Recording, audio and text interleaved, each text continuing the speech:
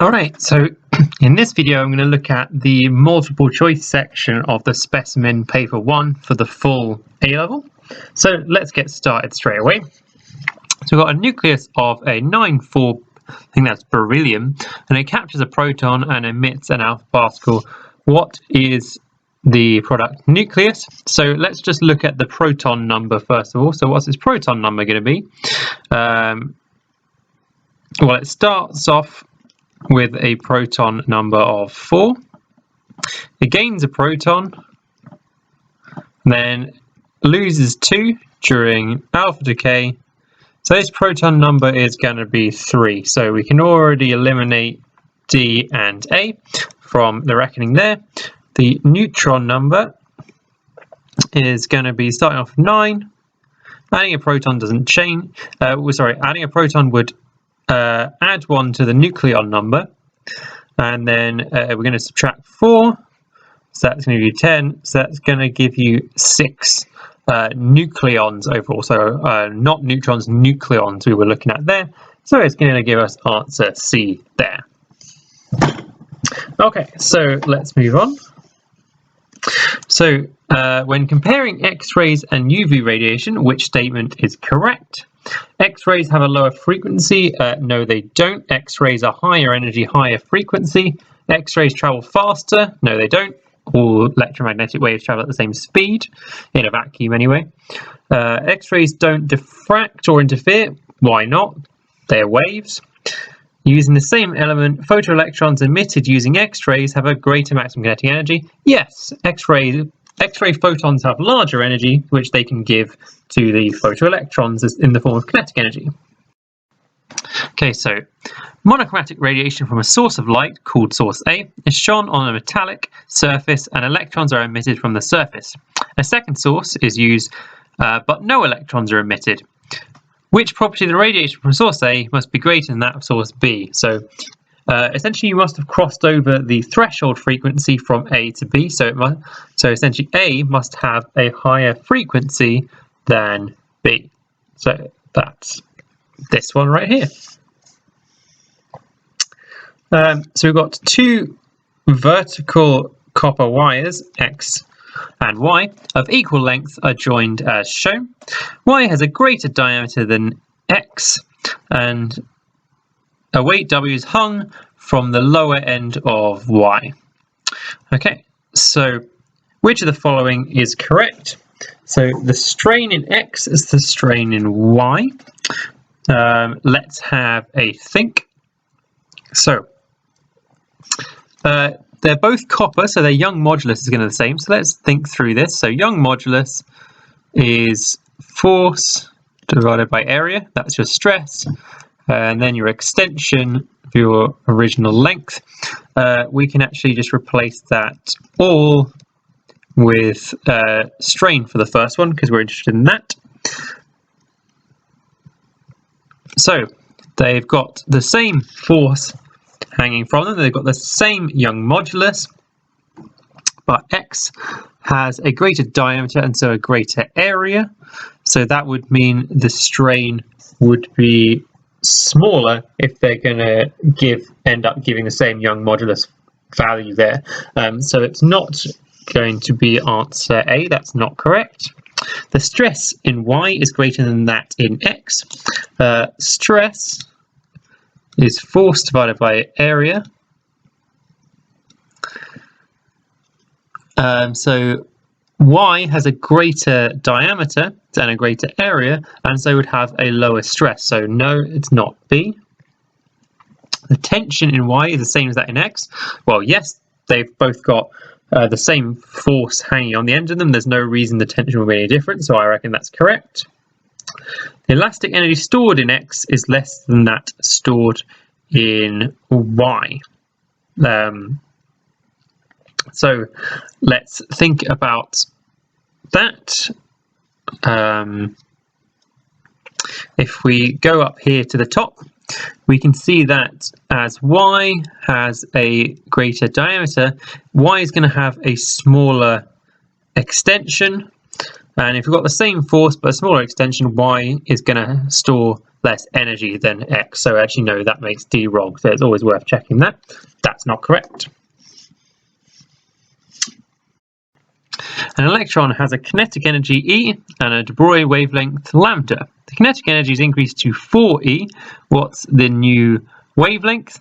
So if you've quadrupled the kinetic energy, you've actually going to have doubled the velocity, which means you've halved the de Broglie wavelength there. So that's going to be B. So in terms of what I was just doing there, so kinetic energy is half v squared. So if you quadruple kinetic energy, each of the v's must have been multiplied by 2 to give you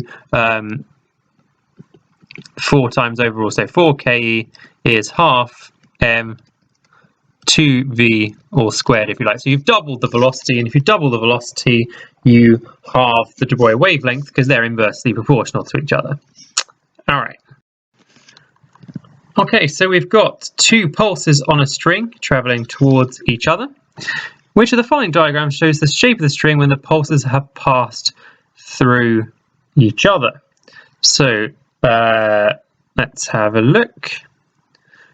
So once they've passed through, the minimum is going to be to the left of the maximum, and it says after they've passed through, so it's not going to be A, because A would be when they're passing through each other, not pass through.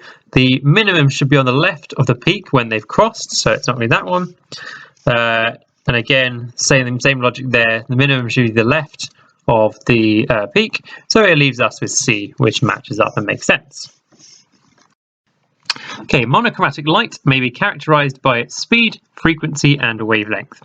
Which of the following quantities change when monochromatic light passes from air into glass? So this is a refraction question. So one thing you should know about refraction is frequency doesn't change. So we can eliminate any answers which suggest that frequency changes. So we can get rid of C and we can get rid of D. So if frequency stays the same, we know we've got the wave equation. So if frequency stays the same, if speed changes, wavelength has to change. So you can't just change one. So it has to be B. It can't be speed. In a photoelectric experiment, the light is incident on the metal surface of a photocell. Increasing the intensity of the illumination at the surface leads to an increase in nothing can change the work function of material. That's a property of the material, so we can get rid of that straight away. The threshold frequency, also a property of the material. There's nothing you can do to change that. Speed, the one at the bottom, or kinetic energy, is affected by the energy of photons, which is not going to change if you increase the intensity. Increasing the intensity just changes the number of photons that arrive. So it's not going to be the speed, so it will be the current, because you're able to emit more electrons per second if you're sending in more photons per second. So that it would be correct there. Okay, so in the circuit shown in the diagram, the cell has negligible internal resistance. What happens to the reading on both meters when the resistance of R is decreased? So if you decrease R, you decrease the total circuit resistance, so you'd increase the current. So let's eliminate any which suggest the current reading goes down. So it's not C and it's not D. Okay, so that's that one. And then the voltmeter is in parallel with that resistance. If the resistance decreases, it'll have a smaller chunk of the potential difference. So V is actually going to decrease there. So that leaves us picking option B there. Okay, so that's that one. Let's move on to the next question at this point. Hopefully that's all fine. In the circuit shown, V is a voltmeter and it's across the terminals of our battery. So this is kind of like the EMF experiment. And it has very high resistance, meaning it's close to being an ideal voltmeter. The internal resistance is little r, and it's the same as the external resistance in the circuit. Which of the following is not equal to the EMF of the cell? The reading on the voltmeter when the switch is open, well, if we think about the equation that governs this, generally speaking, you will have it in this form you can see up in the top right. If the switch is open, current is 0, so that means the terminal voltage is equal to the EMF. So that one is equal, so I'll put a tick. That's not the right answer. The chemical energy changed to electrical energy when a unit charge passes the cell. That's pretty much the definition of EMF, so that's right. Twice the reading of the voltmeter when the switch is closed. So when the switch is open, the voltmeter is equal to the EMF. When the switch is closed, the terminal potential difference is going to be equal to the current. We're going to get this. So if we put that back into the original equation, we're going to get IR plus IR, which is 2IR. So we can see that the EMF is actually double the potential the terminal voltage when you have the circuit open. So that one there is correct. And then with the last one, the electric energy produced when a unit current passes the cell. I have no idea what that is. That doesn't make any sense. So it's option D.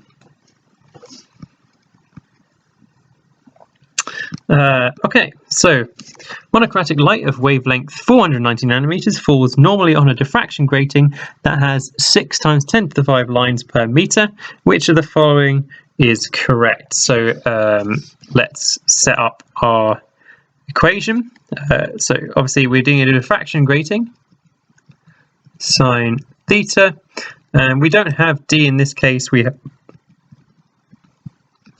the number of lines per millimeter. So we actually have this equation right here. The first order, it says, is observed at 17 degrees. Well, let's try that. So we've got 490 × 10⁻⁹, because it's nanometers, times by 6 × 10⁵, moving n to the other side. And we're going to do the inverse sine of that. And that gives us, well, 17.09, so 17 degrees. So that one works out just fine. For the purposes of this video, let's check the other one, the next one. So 490 × 10⁻⁹ times by 6 × 10⁵ times by 2, inverse sine of the answer, that comes out as 36. So no, that one's not correct. It is always very tempting to say that the next order is a double the angle, but that you can see from the calculation that's not quite right. Third and higher orders are not produced. So the maximum orders when sine theta is equal to 1. So we can do 6 × 10⁵ divided by 490 × 10⁻⁹, 1 divided by that answer. So we can essentially figure out what the maximum number of orders is from that. So hang on, 6 × 10⁵, sorry, I did that wrong, times by 490 × 10⁻⁹, 1 divided by the answer. So the max order it comes out as 3.4, so you can get a third order, so that's wrong. A grating with more lines per meter could produce more orders. So a larger number of lines per meter gives you a smaller little d, so that would actually produce fewer orders. So again, that's not right. So we can verify that in fact all those other answers are incorrect, leaving us we did have the correct one. Electron collides with a neutral atom and ionizes it. Which of the following describes the particles present after the collision? So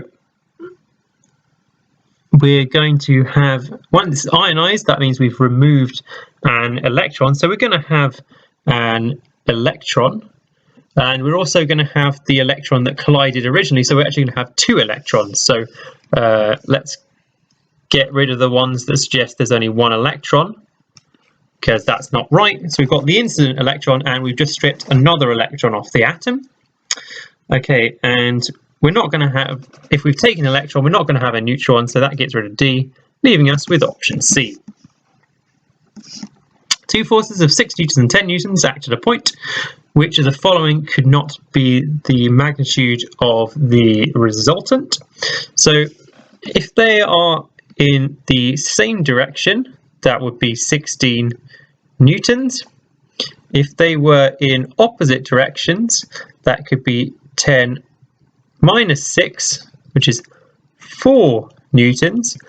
So this 4 newtons represents the smallest force we can make if we have them in exactly opposite directions, which means 3 is not possible to make, so we can eliminate that one, and that's not possible.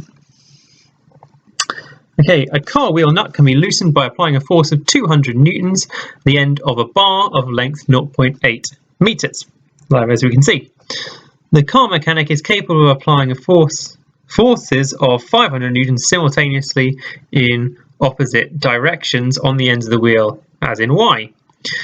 What is the minimum length of the wrench which we needed for him to loosen the nut? So we need to first work out the moment it takes to loosen the nut, so 200 times 0.8. That represents the moment it takes to loosen the nut, which is 160 Newton meters,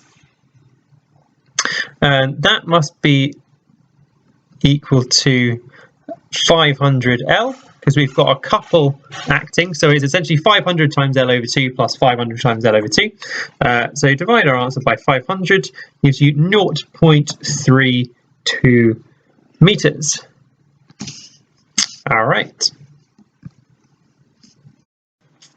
A ball bearing of mass 2m is projected vertically upwards with speed u. A ball bearing y of mass m is projected at 30 degrees to the horizontal with a speed 2u at the same time.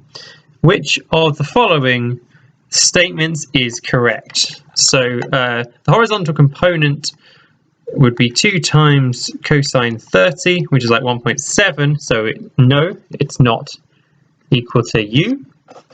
That's not right. Maximum height reached by y is half that reached by x. Well, max height is determined by the vertical component of speed, so 2 times sine 30 gives you 1. So actually, the two objects have the same initial velocity, so they would have the same maximum height. So that one is not correct. They'd reach the ground at the same time. They would, because they have the same vertical component of velocity, so they'd have the same flight time and same maximum height. So that would contradict statement D there. What is the relationship between the distance travelled by an object falling freely from rest at the time x the object has been, and the time x the object has been falling? So hang on, let's read that again. What is the relationship between the distance y travelled by an object falling freely from rest and the time x the object has been falling? So if it starts from rest, we can essentially use this equation, half at squared, but we can get rid of this part because it's falling from rest. So let's use the lettering they've used in the question. So you can see in the equation y is proportional to x squared. So that's the first one there. A car exerts a driving force of 500 newtons when travelling at constant speed of 72 kilometers per hour on a level track. What is the work done in 5 minutes? So work done is power times time, which is equal to force times velocity times time. Force is 500. The velocity is 72.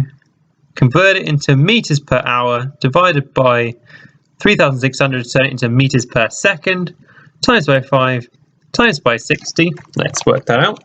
500 times 72,000 divided by 3,600 times 5 times 60, which is 3 million joules, which is option A. All right. So two masses hanging hang at rest from a spring as shown in this diagram. The string separating the masses is burned through. Which of the following gives the accelerations of the two masses as the string breaks? Acceleration of free fall is g. So, well, the 2 kilogram is cut loose, so it's just going to be under free fall. So essentially, it's going to fall at g. So we can get rid of option B because we know the 2 is going to fall at g. The acceleration of the 1 kilogram mass upwards. So if you think about it, the force from the spring was originally going to be 3g because it is keeping it in equilibrium because it was at rest. Now if we look at the 1 kilogram more mass, it's got a force of 3g upwards and just 1g downwards, giving a resultant force of, sorry, I should have m's in there really. It's giving a resultant acceleration of 2g, and that's going to be upwards, which is option C for this question here, based on this. Okay, so that should be option C there. Okay, so an object is falling freely from rest. After falling a distance d, its velocity is v.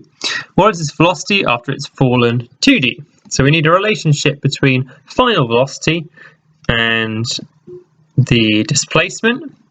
So let's start with this equation. It's from rest.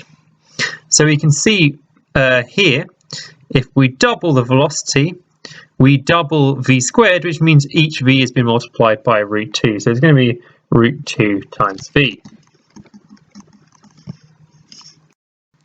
Electric motor of input power 100 watts raises a mass of 10 kilograms vertically at a steady speed of 0.5 meters per second. What is the efficiency of the system? So if it's going at steady speed, it's not changing kinetic energy. So the only thing it's changing is the GP. So let's work out the rate of change of GP, which we can equate to a kind of power. So its mass is 10, obviously G is 9.81, and the rate at which its height changes is 0.5 there. So essentially we're going to end up with 5 times 9.81, which is 49.05 watts, because that's a rate of change of energy. We're putting in 100, so that we can see straight away that's pretty much 50% efficient. The velocity of a vehicle varies with time as shown by the following graph. Which graph below represents how the resultant force on a car varies during the same time? So we can see on this graph that the gradient is increasing, which means the acceleration and therefore the resultant force is increasing to start with. Then the gradient's decreasing, so the resultant force must be decreasing, but the gradient is always positive, so the resultant force must always be positive. So that is described by graph A there, by thinking about what happens to the gradient. All right.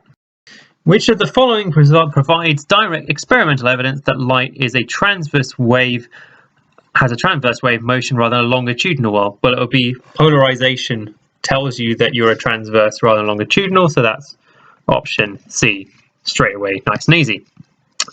So now we're going to get some circular motion type stuff. So a string passes through a smooth, thin tube. We've got masses, small m's on the end of the string, what going around in a circle, big M's what's providing the centripetal force. And so the centripetal force is provided by the big mass. So that must be equal to m v squared over r. And so it wants an expression. So if we take g over to the other side, we get like this. So which one of those is that? That is option C there. The frequency of a body moving with simple harmonic motion is doubled if the amplitude remains the same. Which of the following is also doubled? So we've got the time period, the total energy, the maximum velocity, or the maximum acceleration. So I'm just going to think through the equations I have here. So Vmax is that, Amax is minus 2 pi f squared a, like this. So we can see if we double the frequency, we would quadruple the maximum acceleration, so that's not doubled. We can see if we double the frequency, keep amplitude the same, the Vmax would double, so that one's going to be correct. If we double frequency, double velocity, so we're actually going to quadruple energy, because obviously in the form of kinetic energy is v squared, and time period isn't, let's think about what's going to happen to the time period. Time period is 1 over f, so if you double the frequency you're going to halve the time period, so you can see those two are not correct. A particle oscillates with undamped simple harmonic motion. The acceleration of the particle is always in the opposite direction to its velocity. The acceleration is always directed towards the center, not necessarily in the opposite direction to the velocity. So no, that's not true. The acceleration decreases as potential energy increases. No, if you stretch a spring, it's going to provide a greater force and a greater acceleration, so that's not true. The acceleration is proportional to frequency. So we saw in the last one, if we think about just the max acceleration, it's minus 2 pi f squared a. So we can see this clearly proportional to frequency squared. So that's not true. It is least when speed is greater. So speed is greater is at the central position, where the acceleration of the graph will also be 0 at that point because it's a maximum speed. So you'll have the smallest acceleration. So that works there. Maximum speed equals minimum acceleration, or 0 acceleration, because it's maximized. So you'd think its gradient would be 0 if it's at a maximum. Okay, so that finishes the multiple choice section of this paper. I hope you found that useful to help you go through and review your answers. If you spotted anything you're not happy with or you think needs more detail, please do comment and let me know. But thank you for taking the time to watch.